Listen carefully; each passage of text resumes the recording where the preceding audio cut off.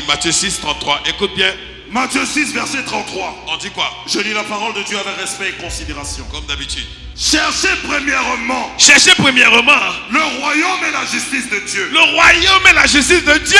Et toutes ces choses vous seront données par-dessus. Ça va venir.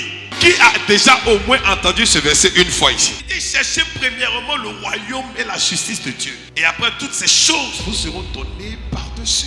Donc souvent, il y a des personnes qui prennent ça pour dire que quand tu prêches sur la bénédiction, la faveur de Dieu, la grâce de Dieu, on dit non mais il faut prêcher le royaume. C'est d'abord le royaume. Le royaume. Et c'est leur problème. Dès qu'ils pensent que le royaume de Dieu, c'est un endroit physique. Ils pensent que c'est un coin où on s'en va. Ils pensent que le royaume de Dieu là, c'est comme à Djamé. On prend une voiture pour aller là-bas. Puis on prend un avion pour partir. Le royaume de Dieu n'est pas un endroit. Bon, je te pose une question. Qui est dans le royaume de Dieu ici? C'est déjà dans le royaume, non? Yeah. Voici le problème avec les gens. Ils ne savent pas que tu fais partie des chats du royaume. Maintenant, je vais t'expliquer. Quand tu dis chercher premièrement le royaume de Dieu, ça signifie quoi? Ça veut dire que chercher d'abord les choses invisibles. Mettez le monde spirituel en priorité. Mettez le monde spirituel en premier. Je prends un exemple. Un chrétien, il tombe malade ce matin, il tombe malade à midi, il tombe malade le soir. Celui-là, tu dois lui dire cherche le royaume. Pourquoi? Parce qu'il fait partie du royaume, mais il n'a pas mis le monde spirituel en priorité. Parce que s'il met le monde spirituel en priorité, il a la capacité d'agir sur la maladie dans le monde physique. Il a la capacité d'agir sur son entreprise. Et voici ce que les enfants de Dieu n'ont pas compris. Ils ne savent pas que le monde spirituel, de la même manière tu marches avec ton pied gauche et ton pied droit, tu dois marcher avec le monde spirituel et le monde physique comme ça. La Bible dit chercher premièrement le royaume. Ça veut dire chercher le monde spirituel d'abord. Engager le monde spirituel avant les choses terrestres. Parce que tout est contrôlé depuis le monde spirituel. Parce que si vous êtes capable de contrôler le monde spirituel, d'être des maîtres dans le monde spirituel, des trafiquants des choses célestes, à ce moment vous pourrez contrôler sur la terre. Amen. Tout va venir à vous. Voilà ce que Jésus est en train de dire. Si tu demeures dans sa présence et que tu deviens un maître des choses spirituelles, quelqu'un qui cherche le royaume, qui engage le monde spirituel, il y a des défis que tu ne vas pas vivre, il y a des challenges que tu ne vas pas vivre, il y a des problèmes qui ne vont même pas venir sur ta route. Je t'enseigne ces secrets pour ne pas que tu sois un fils de Dieu esclave. Il faut lire le deuxième verset s'il te plaît. Il dit cherchez vraiment le royaume et la justice de Dieu. Après tout vous sera donné par-dessus. Colossiens 3 verset 2. Il faut écouter cette partie. Colossiens 3 verset 2. On dit quoi là-bas? Affectionnez-vous aux choses d'en haut et non à celles qui sont sur la terre. Et non à celles qui sont sur la terre. Ça veut dire quoi? Si on veut traduire de manière littéraire, sans révélation, ça veut dire aimer les nuages. Ce sont les nuages qui sont en haut. Maintenant tu dois comprendre par le mot en haut ici, qui parle des choses célestes, des choses spirituelles. Il dit les choses spirituelles doivent te passionner. Le monde spirituel doit être ta demeure. Parce que le monde terrestre là, ne fait que subir ce que le monde spirituel décide. Il y a des choses qui t'arrivent physiquement parce que spirituellement, tu as baissé la garde. Je te dis la vérité, la plupart des chrétiens qui ont des difficultés, des problèmes, ne dites pas que Dieu vous a abandonné, vous avez baissé la garde. Vous avez baissé la garde, c'est pour ça que vous avez des problèmes. Vous avez manqué de concentration sur les choses spirituelles. C'est ce qui fait que vous avez des problèmes. La Bible déclare que le jour Jean-Baptiste a demandé à Jésus, allez-y demander à Jésus s'il est vraiment le fils de Dieu, ou bien on doit attendre un autre fils de Dieu. Mais pourquoi Jean-Baptiste? Toi tu as baptisé Jésus, tu t'es mis loué, tu as dit voici l'agneau de Dieu qui ôte le péché du monde. Et puis subitement un matin, tu as vu une colombe descendre du ciel, une fois qui a parlé pour dire c'est le fils de Dieu. Un matin tu te lèves, tu dis allez-y lui demander s'il est vraiment le fils de Dieu. Toi tu t'imagines, c'est quelqu'un qui a baptisé Jésus et puis il vient dire des choses comme ça sur Jésus. Est-ce que le ministère de Jésus là, les gens vont croire en ça encore? Mais qu'est-ce qui est arrivé à Jean-Baptiste pour que Jean-Baptiste se permet des choses pareilles sur Jésus le fils de Dieu? Ça veut dire Jean-Baptiste a perdu la concentration, il a perdu l'équilibre spirituel, il a manqué de concentration, il a baissé de régime. Et la plupart des chrétiens sanctionnés par le malheur baissent la garde, baissent la garde. Ils manquent de concentration. Il y a des chrétiens que la sorcellerie domine. Le diable s'assoit sur leur vie. C'est parce que vous baissez la garde. C'est parce que vous manquez de concentration. Tu le veux, tu ne veux pas.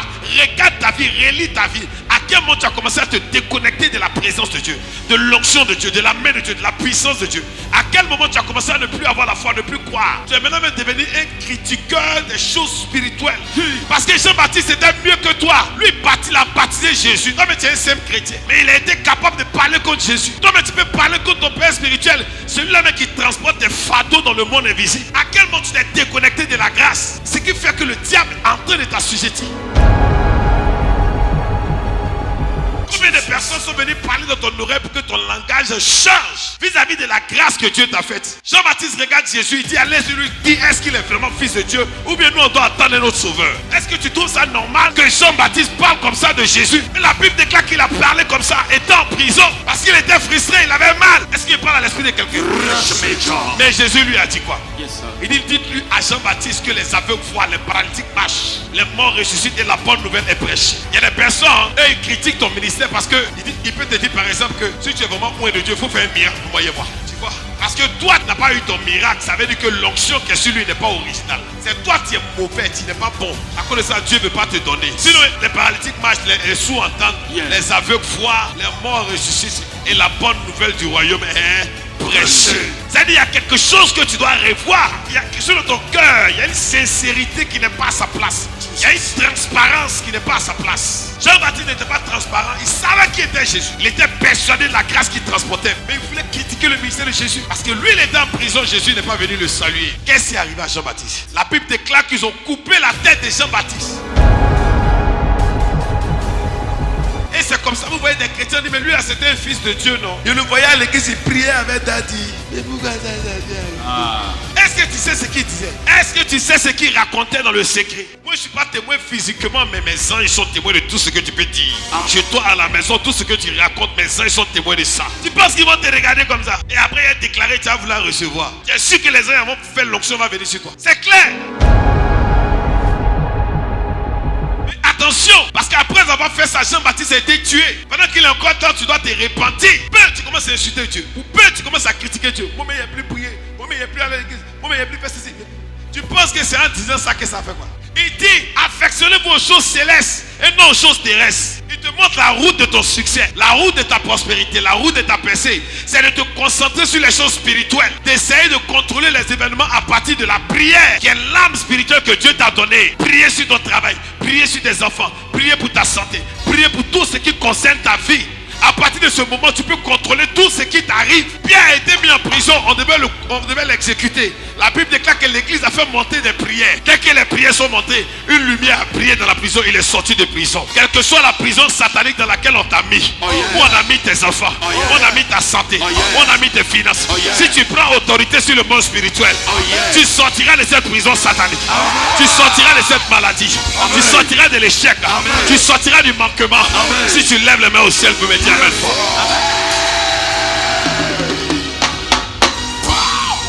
Assis-toi dans les lieux élevés.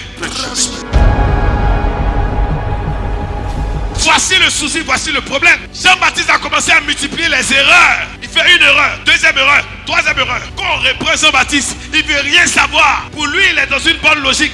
Il a fini comment? Ils ont coupé la tête de Jean-Baptiste. Ils ont mis fin à la vie de Jean-Baptiste. Et vous savez que Jean-Baptiste était qui? C'était Élie. La Bible déclare qu'il viendra avec l'esprit d'Élie. Et vous savez qu'il y a une femme qui était Élie. Elle s'appelle comment? Jézabel. Au temps d'Élie, elle a dit elle va couper la tête d'Élie. Mais elle n'a pas pu couper la tête d'Élie parce qu'Élie était un homme spirituel. Il a été enlevé par les anges. Amen. Mais Jean-Baptiste qui est rentré dans le naturel avec l'onction d'Élie, quand il a baissé des cadres, quand il a baissé son régime, la prophétie satanique qu'elle a donnée dans le livre de roi Jézabel est arrivée à Jean-Baptiste qui transportait l'esprit d'Élie. Sa tête a été coupée. Donc si tu penses que c'est amusement, les sorciers peuvent te manger même si tu es fils de Dieu. Il faut baisser les gardes, tu vas comprendre. Il faut baisser les gardes. Il ne faut plus prier, il faut t'amuser. Il faut changer la couleur de ton teint à Abidjan. Tu penses que quand tu pries pour moi. Tu ne pries pas pour moi. C'est pour te sauver toi-même, tu es en train de prier. C'est pour ta propre sécurité. C'est pour ton accomplissement. C'est pour toi-même ton établissement. La prière est bonne pour ton esprit, pour ton âme. Contrôler ton environnement physique. Tu veux agir comme un païen. Dieu n'est pas dans ça. Affectionnez-vous aux choses d'en haut et non à celles qui sont sur la terre. Ça ne veut pas dire d'aimer les nuages. Ça signifie être attentif aux choses spirituelles d'abord. Spirituelles d'abord. La première des choses, c'est la prière signifie parler à Dieu. Communiquer avec Dieu. Être dans la présence de Dieu. Quand tu vas à l'église selon ton humeur. Prie selon ton humeur. Voilà pourquoi ta vie aussi se passe selon l'humeur des sorciers. Il faut faut que tu changes ça. Et la plupart des personnes qui disent non, que ça fait 40 ans que je suis chrétien, je prie, ma vie n'a pas changé encore. Ce sont des personnes qui vont à l'église pour regarder les autres, pour parler seulement. Ils pensent qu'ils sont trop arrivés, on les appelle les 3 fois saints. Et ils connaissent trop Dieu. Viens à l'église, c'est vous parler des gens. C'est là, lui là, c'est lui là. Tu as toujours trouvé que sa vie est difficile. Tu n'as pas trouvé quelqu'un qui prospère, qui avance, qui se multiplie, qui étend ses limites. Et puis il a le temps de parler des autres. Il est occupé à compter les millions et les milliards. Aucun temps pour parler des gens. Il faut que tu changes ça. Que tu sois véritablement un homme de prière, une femme de prière. Aujourd'hui, on trouve des pasteurs même qui ne sont même pas capables de prier 1 heure. Tout de suite, on dit prière. 2 minutes, il y a quelqu'un qui s'assoit. Commence à regarder les autres. Pourquoi? Parce qu'il n'a pas entraîné son esprit à la prière. Pas de grandes choses, lui aussi, il lève sa main. Je suis désolé. Les scientifiques disent que tout ce qui marche bien a un principe. Et le monde spirituel a un principe. Arrêtez de jouer avec Dieu. Dieu n'est pas votre camarade. Jamais. 2 Corinthiens chapitre 4 verset 17 à 18. Lui, il est même plus clair. Ce verset, il est plus clair. Regardez. 2 Corinthiens 4 verset 17. Vas-y.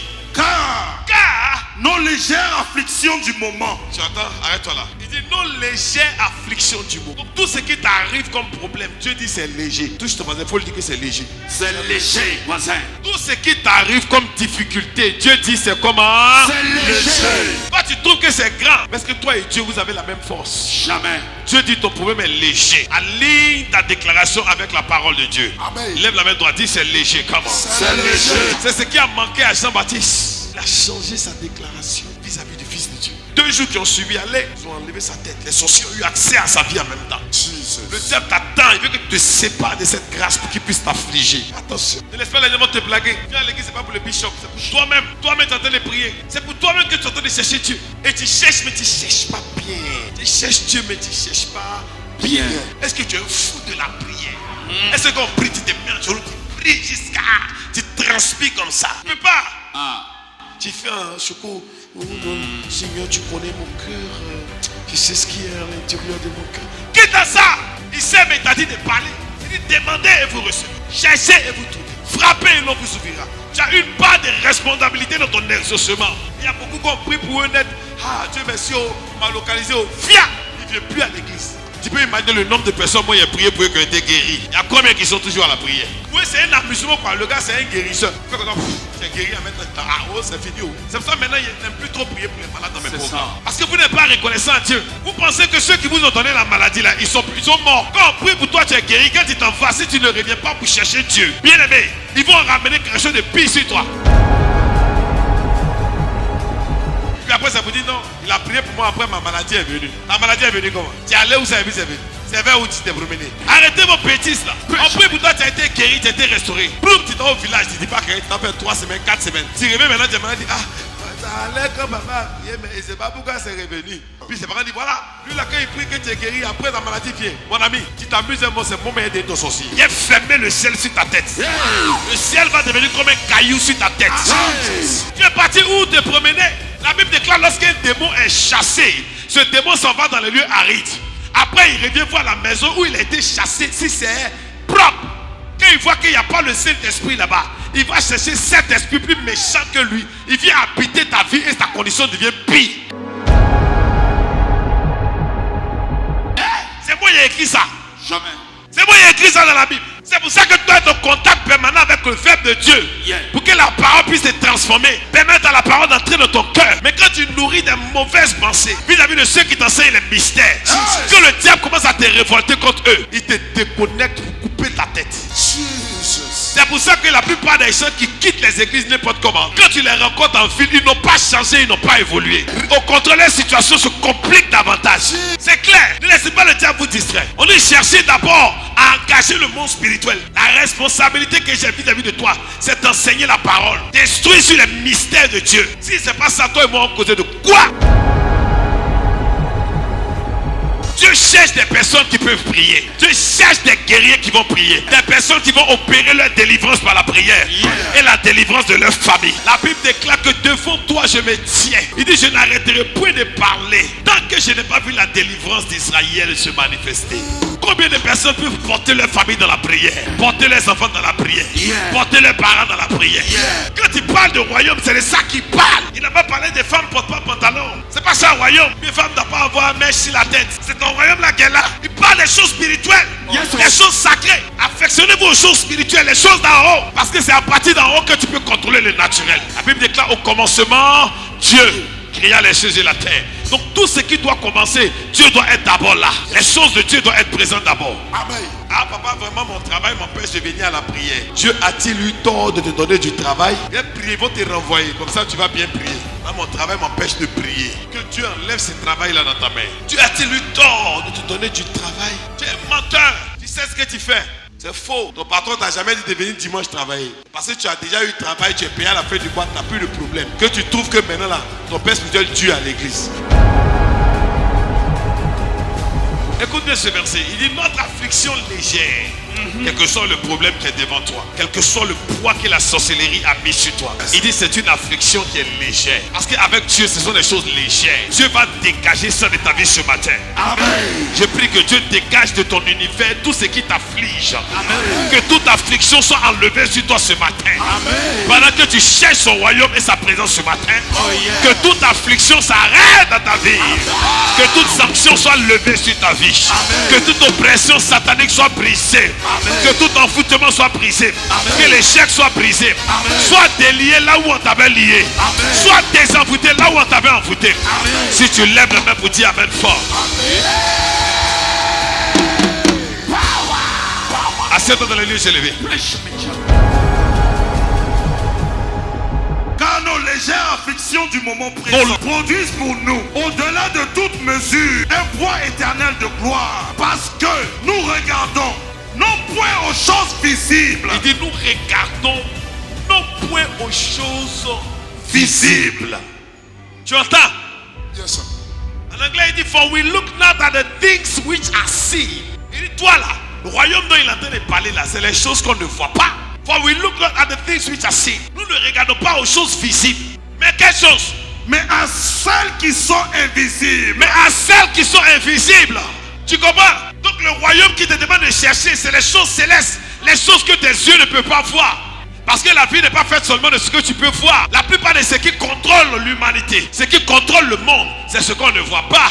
Si tu sautes comme ça et que tu descends, la raison pour laquelle tu descends, c'est à cause d'une loi qu'on appelle la loi de la gravité. Est-ce que tu vois la loi de la gravité? Mais tu subis ça. Monte au 5e étage, saute, on va voir. Tu vas comprendre ce qu'on appelle la loi de la gravité. La loi de la gravité fait que tout objet qui est lancé en haut est obligé de redescendre sur la terre.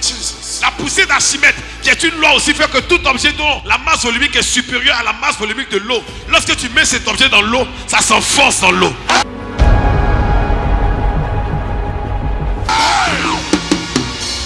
Ce sont des choses qui tiennent le monde que tu ne maîtrises pas. Aujourd'hui, lorsque quelqu'un n'arrive pas à respirer, qu'il arrive à l'hôpital, on lui donne quoi? On le met sous oxygène. Mais est-ce que toi tu payes l'oxygène? Quand tu te lèves le matin, tu respires. Parce que l'oxygène passe, tu respires l'oxygène. Si on te met dans un endroit où il y a une mauvaise odeur, tu peux t'asphyxier. Si on te met dans un endroit qui c'est fermé, qu'il n'y a pas d'oxygène, tu peux mourir. Mais est-ce que tu vois l'oxygène? Est-ce que tu payes l'oxygène? Jamais. Tu sais combien ça coûte à l'hôpital? Depuis que tu es né, tu as déjà payé l'oxygène. Mais ça te maintient en vie. Ce sont les choses que tu ne vois pas. Donc la vie n'est pas faite seulement de ce que tu vois, mais aussi de ce que tu ne vois pas. Et ce que tu ne vois pas est plus fort que ce que tu vois. Est-ce qu'il parle à l'esprit de quelqu'un? Si te demande de chercher le royaume que tu ne vois pas, c'est parce que c'est le royaume qui peut te permettre de contrôler dans ton univers physique. Le premier qui se lève pour dire Amen fort.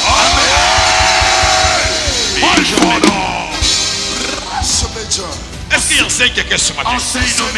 Quand tu lui dis de venir prier, il pense que tu es en train de... Tu veux qu'il rentre dans ton église. Ah, il veut qu'il soit dans l'église. Faut plus venir. Mais toi, parle-moi doucement. Tu veux qu'il vienne avoir l'église, non? Faut plus venir. C'est clair. Voici le vrai souci aujourd'hui. Dieu voudrait que vous soyez des maîtres du monde spirituel. Des commerçants des évidences spirituelles. Des éléments spirituels. Il faut dire Père.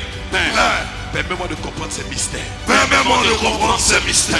Est-ce que tu connais le nombre de prières que moi je mets dans la terre avant de prier pour toi? Il fait ce qu'on appelle le culte avant le culte. Jesus. Avant même qu'il arrive ici, il a déjà prié pour tous les malades pour lesquels il doit prier. J'ai déjà exercé l'onction dans le monde spirituel avant de venir. Donc quand il arrive là, il fait comme ça. C'est fait. Bah, tu penses que j'opère au hasard? Je ne peux pas au hasard. J'ai fait ce qu'on appelle le culte avant le culte. Si quelqu'un m'a promis quelque chose qu'il doit me donner, je porte cette personne en prière devant le trône. Que la personne ne change pas sa parole. Que l'onction de Dieu agisse sur son esprit pour incliner son cœur en ma faveur. Amen. Pour que ce qu'elle a dit, qu'elle respecte. Tu penses que tu fais ça parce que tu veux. Faut me promettre, tu vas voir. Tu peux pas dire tu ne donnes pas. Mais toi, on te promet, on ne te donne pas. Et puis ça va pas quelque part. Pourquoi? Parce que tu n'as pas fait ce que tu dois. Tu me promets que tu as envie d'hésiter pour donner, tu trembles. Tu sais pas ce qui devait trembler. Qui me comprend?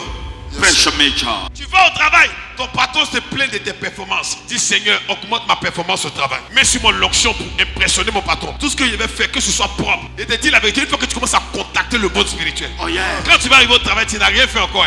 Le patron va dire, mais aujourd'hui là tu es concentré. Et qu'est-ce qui se passe? Tu seras surpris.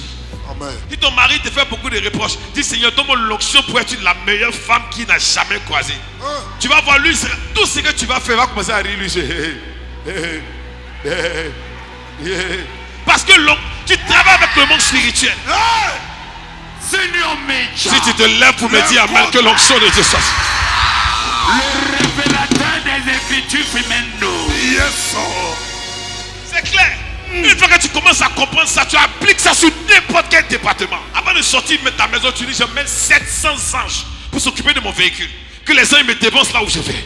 Tu commences à praticaliser sur le spirituel. Engager le monde invisible. Je reçois. Et toi tu es là en train de pleurer. Mari de nuit me fatigue. Tu ne peux pas prendre autorité sur cet esprit de mari de nuit. Vous dites, toi mari de nuit, je te commande de ne plus jamais rentrer dans ma vie. Je verrouille les accès de mon âme. Je verrouille les accès de mon univers à toi au nom de Jésus. Tu me chercheras mais tu ne me trouveras plus. Le sang de Jésus me couvre. Quel esprit de mari de nuit va s'approcher de toi? Je chasse ce mari de nuit de ta vie au nom de Jésus.